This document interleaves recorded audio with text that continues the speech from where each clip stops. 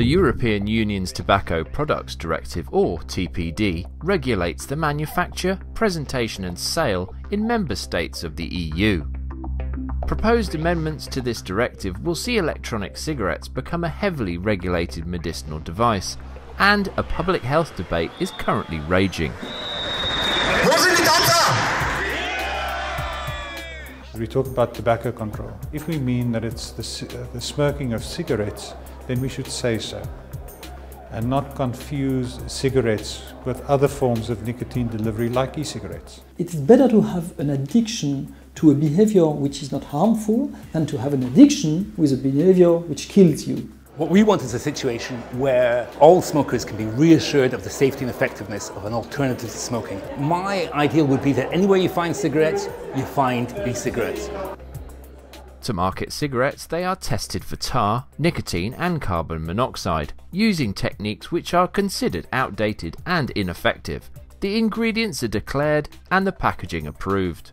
This product kills 1 out of 2 of its users in regular use. I mean, if you use it according to the manufacturer instruction on a daily basis, half of these users will die.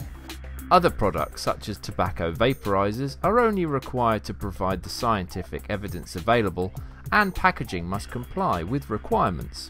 The electronic cigarette, on the other hand, would become heavily restricted at every stage of production and sale, more so than hazardous tobacco products.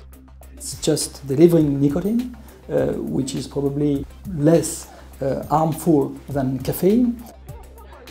Today we know that the killers of the cigarettes are not produced by the electronic cigarettes, and that's for sure. If there is no tar, there is no lung cancer.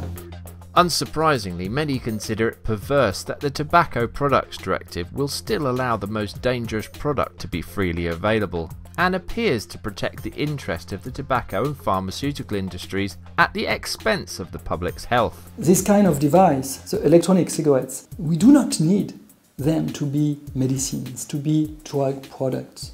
And I would not accept that you can buy the cigarettes everywhere and you need to go in a pharmacy or maybe to visit a doctor to have the safe alternative, which is electronic cigarettes. As well as limiting availability to the user, the investment cost to meet medicinal standards will wipe out the existing supply chain and most vendors in the market today. Before they could get approval for being marketed as medications, they'd have to go through a medication-like approval process, meaning they'd have to have clinical trials. Only the richest players will be able to comply, killing competition and slowing future development of this revolutionary device. So this is going to have a devastating effect, and it's going to wind up killing smokers.